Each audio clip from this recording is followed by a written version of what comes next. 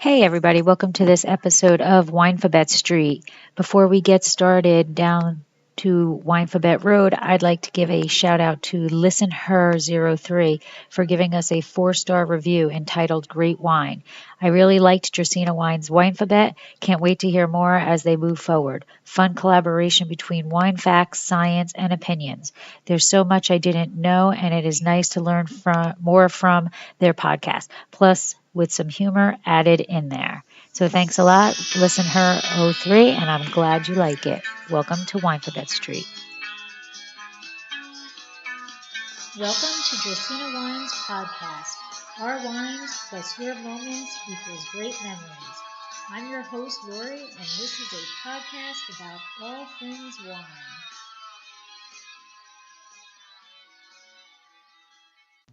Welcome to this episode of Winephabet Street, where I, myself, and Debbie, aka HB Wine Goddess, come together and discuss wine one letter at a time. And in this month's episode, the letter of the day is F, where it stands for Furmint. And the white Furmint grape variety has flourished in Eastern Europe for centuries.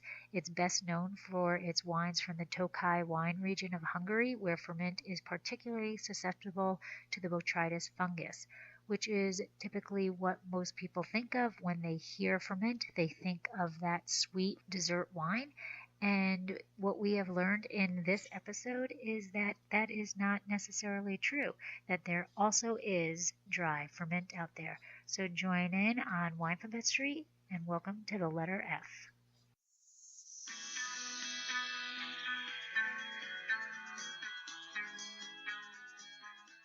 And we are here on Winephabet Street. Today, the letter of the day is F.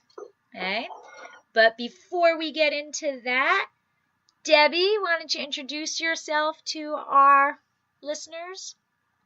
Okay, so I'm Debbie Giaquindo. I'm the Hudson Valley Wine Goddess. I'm a wine blogger. I'm an author. I'm a writer.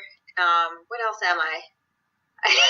All around special individual. I'm a mom of two. I've got 2 dogs. I got a husband. I also am co-owner of Happy Bitch Wines, and I think that's about it.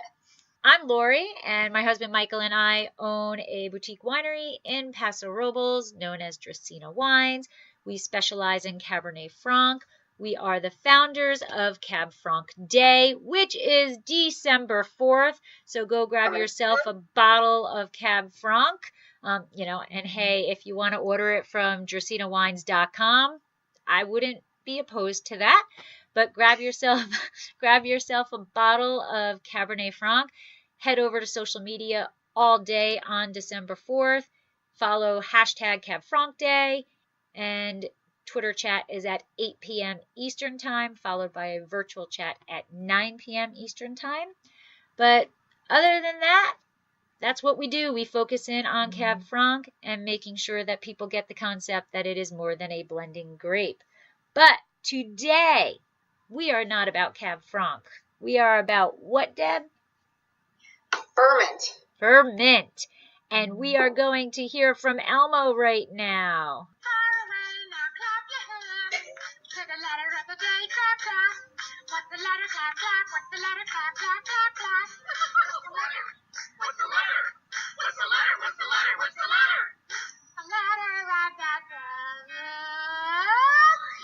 So the letter of the day is F, and it is Furmint, and it is from Hungary. That is Hungary, our great... where my grandfather's from. There you go. There you go. So, Debbie, why don't you start us off with the general characteristics? Okie dokie. Let's see. So this is the grape, Tokai. That's pretty much what the grape looks like. Furmint is a late ripening grape, which results in wines that are very strong, have very strong tannins, high acidity, and high alcohol levels. And this makes it a very versatile grape. It ripens late and has a nose of fresh fruits, often compared to ripe pear. Its significant acidity and alcohol produce characteristic or characterful wines, sometimes with a touch of tartness and minerality. And I can relate to that. Yep. Having cheated and started already. Nice. Nice. It is big on acid. And Lori and I participate in a chat called Wine Chat, and we've had, or Wine Studio, and we've had many discussions on high acid wine. And Furmint is definitely high acid wine. It's great for the acid head in you. And also Furmint, that's a picture of the grapes with botrytis. So it's called Noble Rot, and it makes perfect for the sweet wines. Now, Tokai is made with the Furmint grape, and it tends to be sweet, and that's what it looks like when it's got botrytis, and that's how they make the Furmint, or the Tokai. And there's the picture of the Tokai. So just as a sidebar, so if you could see, that's a big difference in color between a dry Furmint and the Tokai. Yes, it is. Well, the special term. So Furmint results in a perfectly balanced azuz with long aging potential, dating all the way back to the 16th century, when Furmint has been the dominant grape in Tokai, and the main ingredient in Tokai is azu, and that that's what Furmint has looks like with botrytis and in a Tokai. Is it sad that when I read about azu, I thought of Zazu from The Lion King? Oh, did you really? I don't know. That's where my brain went. Hey, whatever you can make the connection. So botrytis gives a characteristic golden color, caramel and dried apricot aromas, and many layers of complexity. But in the past 15 years or so, they started to do single varietal Furmints, and they've happened to do it dry. So they've really, I don't want to say experimented, but they kind of like thought out of the box and said, why don't we try something different? So we have dry Furmint that comes in 3 styles. We have stainless steel, barrel aged, and new and old school. So maybe that's 4 styles. So Furmint in stainless steel. I'm just trying to look at my notes here. So Furmints aged in stainless steel are usually very crisp with greenish light hay color, which mine kind of has that light hay color. Yeah, yours is lighter than mine. Yeah. Mine is more golden, but I still marked it as the lighter color. Yeah. Anyway, so it's a challenge to tame the acidity. So sometimes it's blended with a lower acid grapes, but not everybody likes the result of steel fermented Furmints. Say that 10 times fast. Steel fermented Furmints. But you really need to really like acidity in your wine to enjoy them. And I personally love them, and I see them as fresh, grape with alcohol. These wines are not always the most complex, but they are refreshing. Some also have grapefruit, green apple aromas. They make a nice aperitif. They can be served. Well, I'm not going to go into that because that's your deal. That's your deal. I don't want to steal your thunder. So we have dry barrel aged fermented new school. And these wines are very different in category from the steel tank that I just previously mentioned. The barrel aged, especially if there's some batonnage involved, they can really tame the acidity and add body, creaminess, and roundness to the wine. It's almost, I'm trying to think. Millbrook in the Hudson Valley makes a Tokai. Oh. With the Tokai grape, and they have a steel fermented and then neutral barrel fermented. So the one that doesn't have any oak is much more acidic, and the one that's just a neutral oak, it just takes away some of that, little bit of that acidity. So That's just my way to explain it to Right. you. The added body, creaminess and roundness. It also adds flavor. So these wines also can be aged. They can be aged for a decade or two. And I'm not going to go into what they can be, what food. But I will tell you, I had mine with pesto tonight. I had mine with a Cliff Bar. We won't go into I'm not the person. dietary habits. I am not the person to do food and what. No. But it went very well with my macadamia nut Cliff Bar. It did. Oh, I can see the macadamia nuts. I chose that purposely. It was a pairing, I chose that purposely. I know. I could have gone with the peanut butter one, and I opted with the white macadamia nut. I know. See? So I also wanted to tell you that Tokai is important to understand that there's all different terroirs within where it's grown. So each single vineyard will vary in flavors, aromas, and so it really makes for a good here's another terroir-focused wine. There you go. So, and just our colors, and just looking at the two different wines that we have. So now we're into old school. So barrel-aged fermented old school.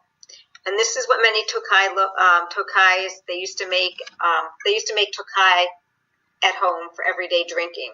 So this wine is not always well balanced. Think of this as your garage wine. Don't shoot me yet.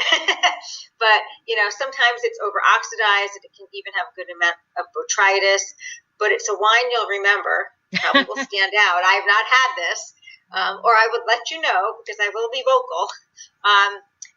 And at its best, it's got it's an incredible wine with orange, dried apricot, and caramel aromas, with the nose and color of a dessert wine.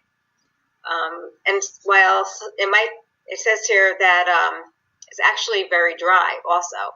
But some of these over-oxidized ferments are reminiscent of sherry. I wonder if my family was making it in their basement. They had vineyards, though. I've seen pictures of their cellar. That's awesome. My family had vineyards in Tapacola, which I'm probably not even pronouncing it correctly, in Hungary. And my family that sounds more Italian than Hungary. Yes, Tapoc. I don't know how to spell it. But in my family there was the house that controlled the cellar, and I've seen pictures. My aunt went last year, and I was just like, wow, that's way cool. Love awesome. To do that. That's awesome. There's Elmo again for the history. Okay. And so Furmint is a superior Hungarian wine grape variety, indigenous to the Hungary's Tokai region. And there we go. I just liked that map. I thought that was just so cute. That too. Like it's like a coloring book photo. Okay. So this particular cultivar has always been widespread, and it's actually the most predominant grape in the Tokai region, and with over 70% of all of the plantings in the region being Furmint. So it's, they were like, this is our jam, and this is what we're sticking with. Okay. Once known as the wine of kings, Tokai dates actually all the way back to the early 18th century. So it's been around for a while. But the UNESCO World Heritage Site in Tokaji-Hegyalja, Hegyalja. I don't know. Can't help you there. Of northeastern Hungary and southeastern Slovakia has become an established wine region hundreds of years before then. So, it got recognized much later than when it was actually established. Tokai stakes its claim as actually the best of sweet dessert wines. So when the wines, when the region started to become famous, it was definitely like the botrytis wines, where they were sweet, which in all honesty, when we chose Furmint, I was a little nervous about it because I do not like sweet wines. It's just not what I do. So I was very happy when I started to do the research to realize that there's really a big variation in dryness to sweetness of the wines. So I was very happy when I went into Gary's in Wayne, New Jersey, shout out, that they had a dry Furmint, because I was going to be a little nervous about the sweet ones. But they do, that's really what they stake their claim to. And as you stated, Furmint Azu, or Zazu as I like it, they, that's using the botrytis, and you can see how it shrivels up. So it's the knowable rot, and that's what provides that sweetness flavor. Because, if you think about it, the grape has X amount of sugar in it, and then as the grape itself starts to shrivel, there's that sugar gets more and more concentrated. So that's what provides for that that sweet wine. It is highly acidic. It is the wine is produced from actually 3 combinations. It's from Furmint, Harslevilu, and Muscat Blanc.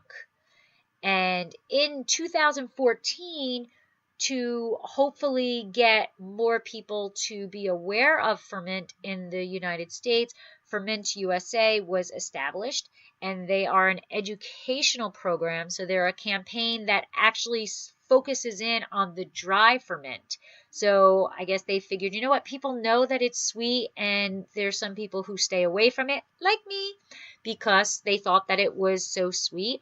So Furmint USA is out there trying to educate people that there is a dry Furmint from the Tokai region, and that it is their flagship wine. There actually is some kind of major controversy over where Furmint actually originated from. It is a white varietal that's cultivated today under a lot of names. There's a lot of synonyms for this grape. But the former Austro-Hungarian Empire, mostly in Hungary near Tokai, which is 120 miles northeast of Budapest, which is almost into Slovakia and Ukraine. But what they really, it actually is not native to Austro-Hungary. And the DNA scientists say that Furmint is actually closely related to a grape known as Gouas Blanc, which is actually found in France, because we know all grapes either come from France or Italy. I mean, no matter how you want to look at it, it all goes back to France or Italy. And it is actually one of the parents of Chardonnay. So, according to the geneticist Carol Meredith, Furmint is actually either a parent or an offspring of this Gouas Blanc. But if you go to written history, Gouas Blanc got written earlier than Furmint. So they think that that's the parent. But Gouas Blanc is also the parent of Gamay, Riesling, and Chardonnay. So it was very busy, similar to Cab Franc being a very busy boy with Carmenere, Merlot, Cabernet Sauvignon. I guess they get around. Who's your mama? Who's your daddy? Right. They know for sure that Furmint flourished around Tokai since 1571, and that it is the most prominent grape of today. Like other European countries, Hungary was hit hard by phylloxera, and towards the end of the 19th century, the Hungarian wine industry had barely begun to recover from the phylloxera, which is this ugly little dude, okay? Yeah, he's not a good guy. So they just barely recovered from phylloxera when the 2 world wars started, and then the Great Depression and civil strife sidetracked the development. So during the communist period, wine production was actually controlled by the state. And whenever that happens, it's no good. So they were much more concerned with just pumping out grape or wine, I should say, and they were much more interested in quantity versus quality. So, they got hit with phylloxera, and then it's like just bam, bam, bam, pump out wine, and the quality went down. But then after the communist era ended, it started to increase, the quality. They started to focus in on the quality. So the Royal Tokai Wine Company, it was established in 1990 and has been one of the leaders of Hungary's post-communist enological renaissance. And this company was inspired and founded by Hugh Johnson, whose goal was to revive and bring back the international acclaim of the wine's once history, which was renowned in the wine region. So the wines, as they say, would make angels sing out loud in praise. Isn't that cute? I'm not really sure what that means, but it's cute. And as you had mentioned, you can get a range from dry to slightly sweet to very sweet. So whatever type of wine you like, there is a Furmint for that. Oh, by the way, yes, Furmint Day is actually February 1st. Did you know there was a national? I do. It's my 5-pack. Oh, I'm sorry. Okay. So That's okay. This is Social Vignerons. I saw that on his site. I was like, check that out. That's like awesome that there is a Furmint Day. But before I close off on history, I have to give a major, major, major shout out to, and I am going to butcher her name, and I apologize up front for it, but Virag Lastalski contacted me on Facebook and sent me some nice little information about Furmint that I'm going to read and share because that's just awesome. Like, I love social media. I think it is too. Right? I do too. And I appreciate that. So awesome. And you know what? I'm going to have 50,000 other questions for her later on. But this is what she wrote to me in Facebook. That Furmint originates from the Central Eastern Europe. If the area of Romania, Slovenia, Croatia, or Hungary, that is, it's unknown, but they think it's from that area. It is a rather resistant grape variety due to its thick skin, but is sensitive to frost and prone to botrytis, which, like in some grapes, we don't want it prone to botrytis, but because Furmint does the azu, they're happy that it's prone to botrytis. As a dry wine, it is somewhere between a Chenin Blanc for its floral notes, a Chardonnay, somewhat neutral with good acid, and can give the terroir notes back really nicely, and Riesling because of the soils, especially the ones from some areas of Tokai where it makes up for around 60% of the region's grapes, as there is very heavily volcanic soils, she said tufa rock beds. I don't know what tufa is, so I'm going to have to look that up, where it grows the best. So that I didn't know it was all volcanic. That's pretty awesome. So it provides beautiful minerality. Tokai has a very diverse soil. It differs from vineyard to vineyard, just like Burgundy has Chardonnay. We have the Furmint. It loves the volcanic soil the most. As a grape, it is growing like crazy. So it is a pain in the to prune. So it's a very, I guess there's vigorous. A lot of greenery. Yes, it's very vigorous.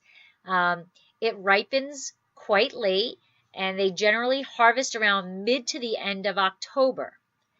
If the yields are too high per plant, they are not pruned back properly, so the acids are extremely sharp, and it makes an unbalanced wine. On the other hand, with careful work, these acids, which are actually 6 to 7 grams per liter, are often very elegant and make the wines well structured and ageable. Also, since Tokai, the botrytized sweet wines are important. Furmint forms an amazing base. It is great to add to other local varietals, which is that grape that I couldn't read before, so Hirschlevelu, And she actually wrote, "Good luck pronouncing that." And Muscat Lunel for aromas. It produces super juicy, botryzed berries because of its thick skin. Ferment as a dry is actually the only variety supposedly that carries the aroma of quince. Otherwise, some cloves, green apples, citrus, yellow-fleshed stone fruits. And then she goes into Ferment USA, which is trying to promote the grape in the United States. And then she apologized for the typos, which I didn't really see any. So thank you so, so much for that, Virag. That is awesome. Wonderful. That is awesome. Thank you so much for content. What wine do you have, Debbie? I have Pajos. A big T. It was $11.99 at Viscount on Route 9 in Fishkill, New York. But I was surprised, $11.99. Yeah, I'm not gonna lie, I totally forgot what I paid for it.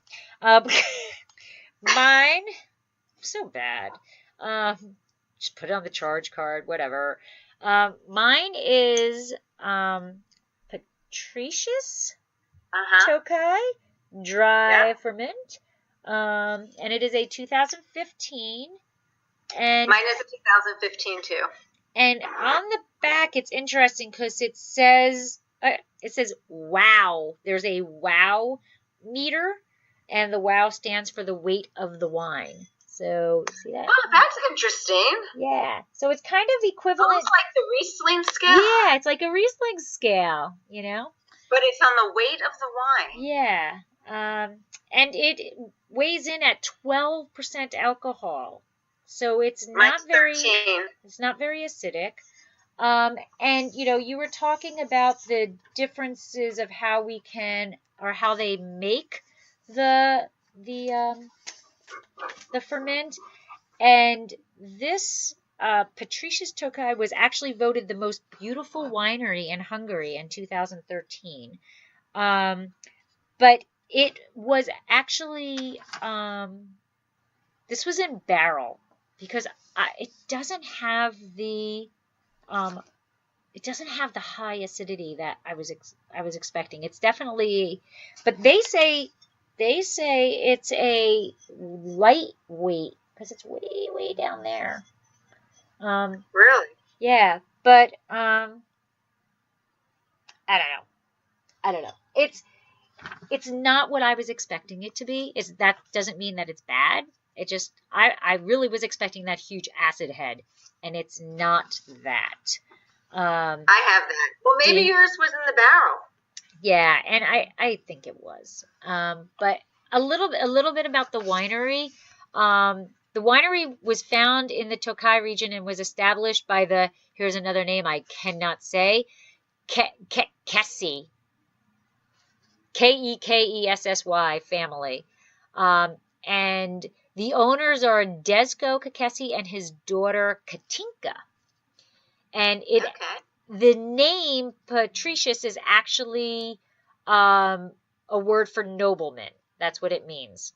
And they say it speaks of the family's origins with long-standing roots in the region. Life has come full circle as the family reestablished their life in the Tokai region. So their maternal and paternal ancestors were actually vineyard owners, and in the 18th century. So that's interesting. Yeah, so they were there, and then they left, and they came back. So they were actually their families were actually very well known, and the winery is reconstructed from a wine press house. I don't know what a wine press house is. I would want to say that's probably where they press the wine. Right, but why call it a wine press house? Like, I guess instead of a winery, it's a wine press house. Maybe it's lost in the translation. Yeah, could be.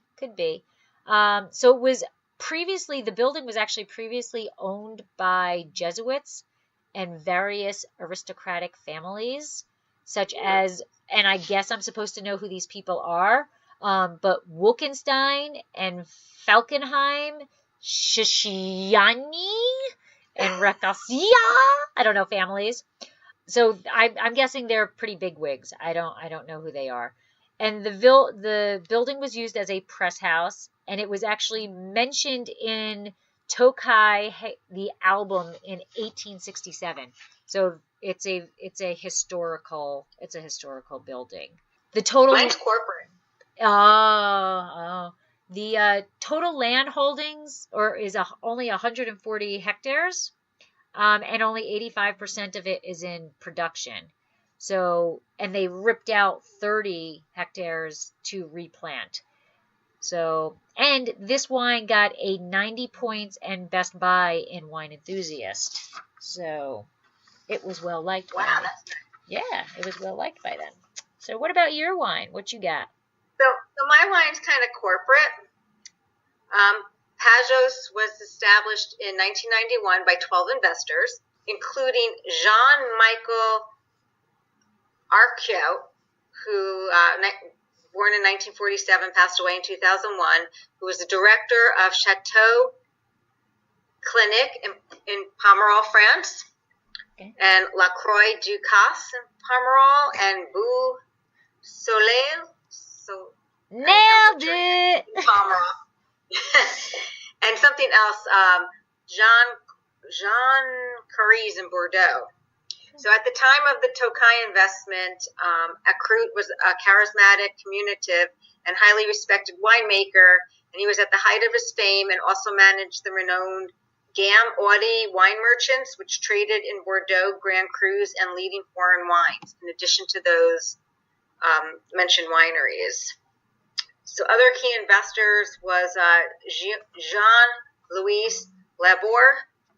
Okay. He was an agricultural engineer and owner of a 600-hectare cereal farm, a successful waste treatment company, and numerous Paris properties. He was the background of life in Pajos until 1997. At the end of 1998, he bought Chateau Clinique in Pomerol from Gann Insurance, and then Mager Winery from Gann at the end of 99. And in 2000, Gann Audi managed the trade and winemaking of both companies. So Pajos and Mager are kind of sister companies. Oh, okay. Sister wineries. In 2000, Jean-Louis Laborde secured 100% ownership of Megyer, Megyer, along with a majority share in Pajos, and he assumed management of the companies from Gam Audi. Then he initiated the replanting of the Pajos, ensuring optimal grape production. So that's pretty much it for my corporate wine. I'm sorry, by no offense, don't take any offense on it. It's just, it's owned by more big business than a small little. We had to get what we could get. What? I'm sorry, what? We had to get what we could get. It really was not. I know. I didn't have a choice. This was it. Yeah. This is what Viscount had. Yeah.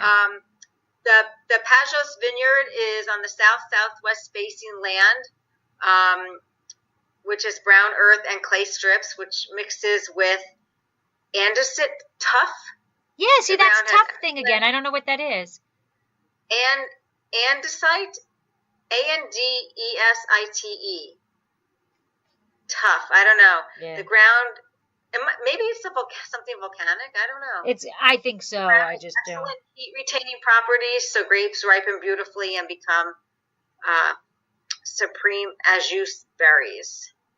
There is a stream bordering to the south of the area, which provides humidity necessary for the development of botrytis oak forests close to the areas of the north. It's 87 hectare acres, of which 54 are currently producing. There are 17 hectare acres of Harzevalu and 17 hectare acres of, holy cow, I'm not going to pronounce this, Dargamustoli, and 22 hectare acres of Furmint, as well as experiment plantations established by the winery in recent years. So that's pretty much it on the vineyard. It says here My Tokai here was harvested in 2 stages in mid and late September. During winemaking, we strove to keep low alcohol and preserve fresh fruit notes, but the alcohol level is 13%. 100% stainless steel. It was fermented in for 6 months. This has got 90% ferment, 6% Hars Levu, and 4% yellow muscat. The acidity is 5 grams per liter, and the sugars are 5 grams per liter, and it has a potential aging for 2 years. Yeah, I don't think this would age very long. Like when I did my tasting notes. To me, this is a drink now wine. Yeah, that's what I wrote it as. I wrote it as a drink now. My tasting, by the way, while you were talking, I kind of went on Gary's online and checked it. I paid $14.99 for this. What comes to mind is when I smelled it, the first thing that came to mind, and I'll go back to, I had it in the refrigerator, I took it out, and I opened it like 15 minutes after the refrigerator, and the first thing that came to me was those lemon drop candies with that weird face dude on it. And I was like, whoa, okay, because that's not you. No. And well, but when it got cool, okay. when it warmed up, that settled. But it definitely is lemon. I get lemon and apricot is what I get. Okay, so when I took it out of the fridge and poured myself a glass, when I smelled it, it smelled a little like, I want to say skunky. I don't know why, but that's immediately what came to my mind. But then as it sat and warmed up a little, and this can be, when you take a wine out of the fridge and you pour it right away, you're like, whoa. And then as it warms up, it evolves. You really start to get the flavors and it evolves. I get a lot of minerality in mine. Yeah, as it warmed up, there was no minerality at all when it's cold. And that's a good learning that's a good lesson. People very often drink their wine way too cold. And you don't get to experience what the fruit has to offer when it's chilly. It's kind of the same thing, like in the middle of winter and you're all bundled up, you could be all like cute and petite and you've got all this junk on you to keep you warm. Nobody knows, you look like you weigh like 5,000 pounds because you have 50,000 layers on. So if you come out of the grape comes out of the refrigerator, it's got all that jacket on it, and it's, the fruit, what you experience isn't there. So very often people drink wine way too cold, and we've got to learn to relax a bit and let it get a little warmer so that you can experience it. And I think that's a great experiment for people. Take a wine, put it in the refrigerator, taste it when it comes out of the refrigerator. Have the patience, let it sit, taste it 15 minutes later, have the patience, taste it a half an hour later, and learn how that evolves and learn how the flavors and especially the aromas change as it gets to come into its prime. So yeah, it does. Because the coldness kind of hides. It really hides the true flavors of the wine. Got that parka on. What are you going to do? You can't see what's underneath with the parka on. But I like it. I like it better as it warmed up. Me too. I have to say I do too. I like it better. It does have minerality. It does not have the high acidity that I thought it would. And I'm pretty sure I read mine has the acidity. I'm pretty sure I read somewhere that it was barrel aged at some point, which makes sense. And it has more of a fuller flavor. Again, not bad, just not what I was expecting.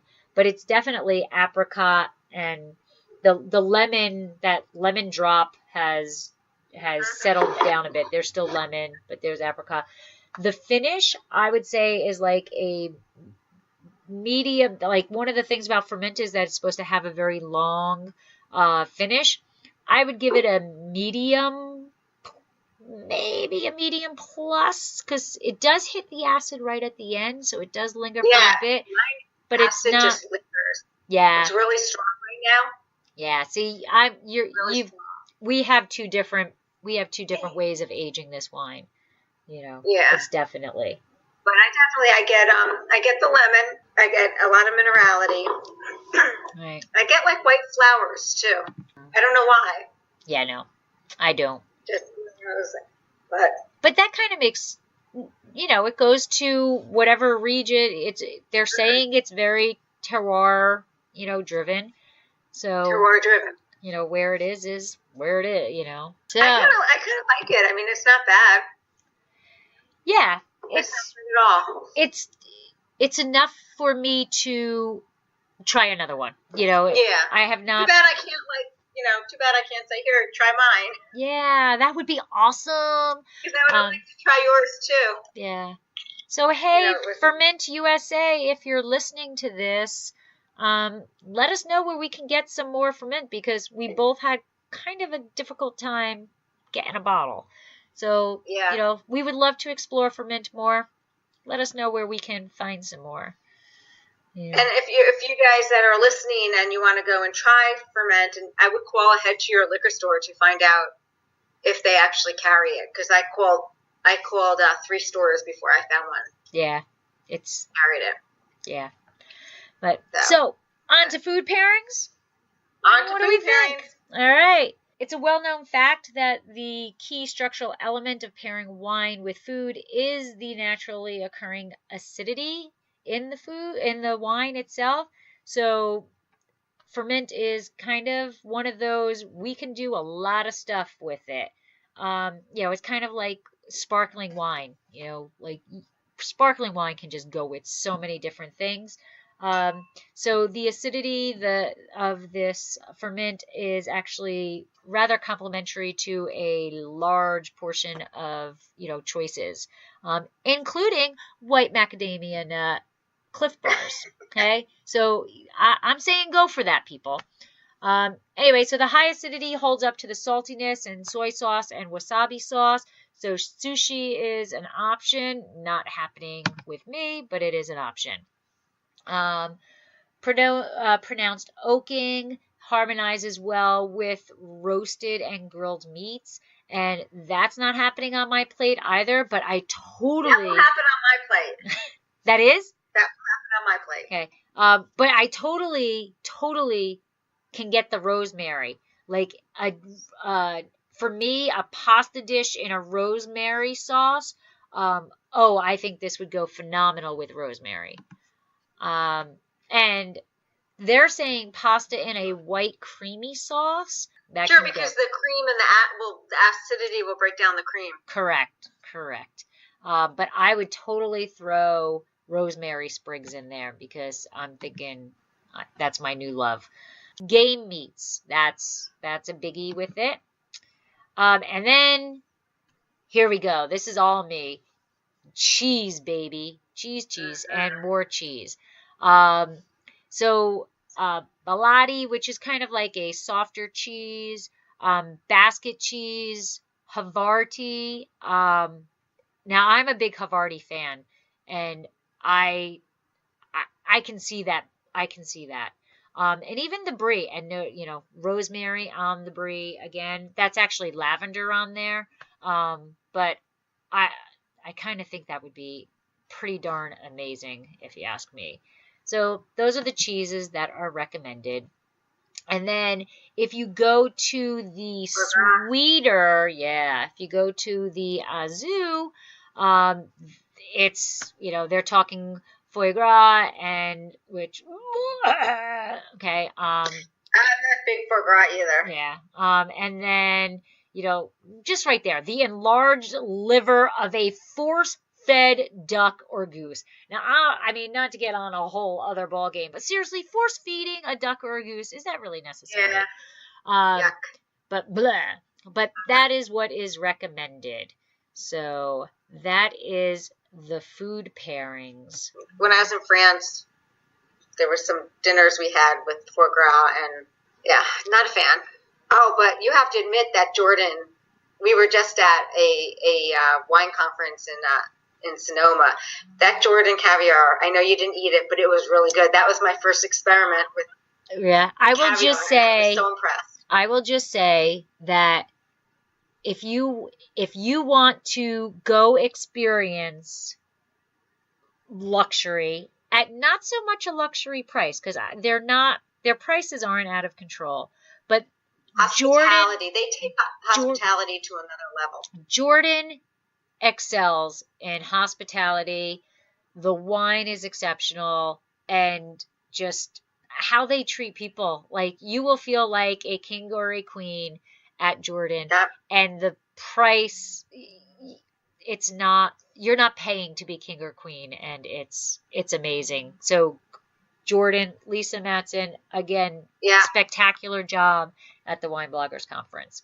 But yes, it was amazing. I had the best time there. It was just, they take hospitality to a whole nother level. Yes, yes. But, so back to Furmint.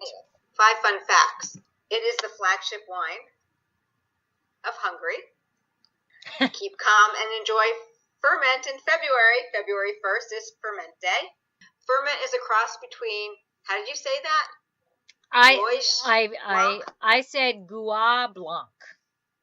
I say gouache. Gouache. Blanc. And they don't know who the daddy is. Other countries it's grown in. Northern Slovenia, Northern Croatia, Slovakia, Romania, and other names that it's known by. Mosler, Moslavic, Posip, Sipon. How'd I do? You nailed it. Nailed it. So those are the 5 fun facts of Furmint. Yay! I'm not quite sure how I feel about Furmint, but I definitely will explore more. Like, if I was at a wine bar and there was a Furmint, I would definitely like, all right, let me give it a shot. I would too. It's. And I think the one that I have, I think I would like as sitting on my back deck in the summertime. Oh yeah. Well, if it's that high acidity, yeah. Yeah. Yeah, and I can see it going with oysters that I don't eat. All right. Well, I think that I think for somebody who hasn't had Furmint, I think if you like sparkling wine, if you like a a brut, I kind of see it equivalent to that. Like a pairing wise, a pairing wise. I see a little bit of acidity, like a Riesling. Oh, I'm talking about it. Yeah, I agree. Like close to Riesling. I'm thinking of like if you have a Furmint and you don't know what to pair it with, like the things that go with sparkling wine. Yeah, the thing because the oysters, I think I don't know. I don't know if I can see this with venison. Maybe the oak. I can see the oak one more with the venison. Mm-hmm. I don't know. Can't tell you what venison tastes like. Cheese-friendly wine. Don't eat Bambi. It's definitely a creamy, cheese-friendly wine. Yes. Yeah. Yeah. I don't know. I'm a bad person to do food pairing. You should do that all the time. I'm a bad person. I don't know what any of this stuff tastes like because not like you're not getting me eating elk. Not eating Bambi, not eating Thumper, not happening. If there is a cartoon character of that animal, it's not good. Yeah. Foghorn Leghorn. I don't even want to eat Foghorn Leghorn. But no, this is I'm like I said, I like it when it's warmed up. Yes. Yes. The characteristics really come out to play. They're dormant when it's too cold. Yes, I agree. Don't let it come closer to room temperature before you start sipping away. Before you drink it. And it's still, even if it's a hot summer's night, it's still enjoyable. Don't think you have to have it really, really cold. And at 12% alcohol. Mine's 13. I'm one up on you. You are, yeah. This is, so my label actually suggests, this is the back label, from our family's vineyards in Tokai, the world's first designated wine appellation. This is a bright and racy, dry white wine filled with a mouthful of stone fruit and tropical flavors, all complemented by hints of minerality. Pair with seafood, roasted or grilled chicken, wonderful with sushi, and Asian cuisine. Join our table, drink our wine, and learn more at Twitter. Oh, shout out! They're on Twitter. Oh, there you go. And there's a hashtag, Drink Furmint. There you go. So we'll have to add that when we talk about this on social media. Yeah, we'll have to. But anyway, but I'm kind of liking my Furmint. Yeah. So this kind of wraps it up. Yeah, it does wrap it up. Next month. Yes. Next month. Hold on. Let me get you the link. The letter. Register next month. Yep. The letter of the day. Tell everybody? The letter of the day is G. And Elmo is going to be talking Gruner. Groovy Gruner. That's right. Yeah. Now So I actually have the had. link. I've actually had Gruner before. There was a wine pairing weekend that we did Gruner. And the one I had was Groovy Gruner. But I picked up a different one. While I was out for Furmint, I picked up the Gruner also. Yeah, I got Gruner at home. I have some that came with my Somm Select Wine Club. Oh, okay. And I have some that I purchased. So I have a choice. I don't know which one. I've got a choice of like 3 Gruners for that for next month.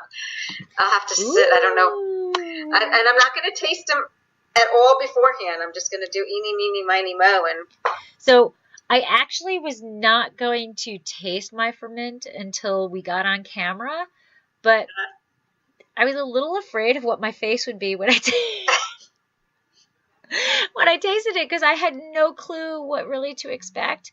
So, but I like it. I mean, it's a good wine. So maybe next month, I think that's what we should do. We should not pre-party. I think we should not tailgate beforehand, and we should just taste it for the first time when we're on camera. That's what that should be a new added feature for those who come and watch, because obviously that's not going to happen on the podcast. You can't see our faces. But I think our facial expressions will tell it all. I think that should be a new added feature to Winephabet Street. This is our initial, because this face doesn't lie. I can't hide a thing. So unless I'm playing poker, then I kind of kick. Yeah, I can. Oh, that's right. You like the gambling. Yeah, I can lie the bejesus on a poker table, but yeah, no. So. Putting food in when I taste the food or I drink a wine, right away whether I like it or not. So I think we should. Yeah, I'm the same way too. I think we should hold that. Tell it all. Yeah, we should hold off. We should not take a sip until we're on camera. Okay. Deal. It's a deal. All right. Deal. All right. Yeah, handshake. It's a deal. Okay. All right. Well, I would like to thank everybody who joined tonight to watch us on live stream. And, don't forget, we will have this up on both of our YouTube channels later, eventually. It's Thanksgiving almost, so eventually. And it will also, for those of you who listen to podcasts, we will be on our podcast. Now, Debbie, I am like all over on podcasts, so iTunes, please head over to iTunes and give us both a review. I'm on iTunes. I'm on a whole bunch of them too. It's called Uncork Your Mind. There you go. Okay. Yep. Uncork Your Mind. So I am Dracena Wines Podcast. Just, head over to iTunes. Give us a nice little review. It's the best way to let people find us. And, we appreciate everything that you guys write. If there's something you would like to hear, if you've got a future letter for us that you would like to know about, give us a holler, give us a shout out. Or a suggestion on a wine we should cover with that letter. Right. So we've got Gruner. We actually do have H, but we're going to keep that a secret. But we don't have I, do we? No, we don't. That's going to be a challenge. No. We do have I. I thought we were. We'll talk about that later. I thought we had I. Okay, but yeah, give us. If you know of an I, let us know, because I's a little rough. So. All right. Well, listen, everyone, have a wonderful Thanksgiving. Yes, happy Thanksgiving. Thanksgiving's on Thursday. And you know what? This probably would go pretty well with your turkey. Oh, I think so. I think it Yeah, will. I think so too. I think it'll go well with your turkey. So if you see a Furmint in your liquor store and want to try it with your turkey, I'd love to know what you think of it. Yeah, because And have a wonderful holiday. I am opening a Rias-Bacious Albarino on our So am I. on our Thanksgiving table, and kind of fits the same kind of profile. So I think a Furmint would work well. Yes. So So have a great well, Thanksgiving, everybody, and yes, have a great thank one. you for listening, Cheers. and thanks for tuning in. And my glass is empty, but sláinte. Cheers.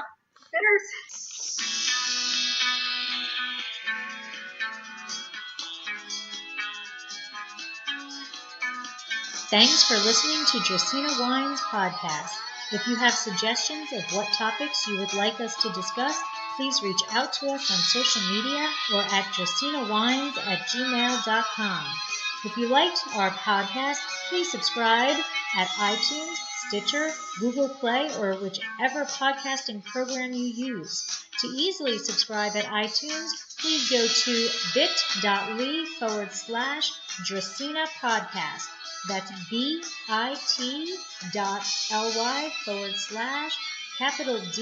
for Dracaena and capital P for podcast. We would greatly appreciate you leaving a review on your favorite system. It helps others to find us. Let's get social. Find us on Twitter, Instagram, Facebook, Snapchat, Pinterest, YouTube, Google+, and Periscope at Dracaena Wines. And I am on LinkedIn as Lori Hoyt Budd. Check out our award-winning wine at dracaenawines.com, and remember to always pursue your passion. Sláinte!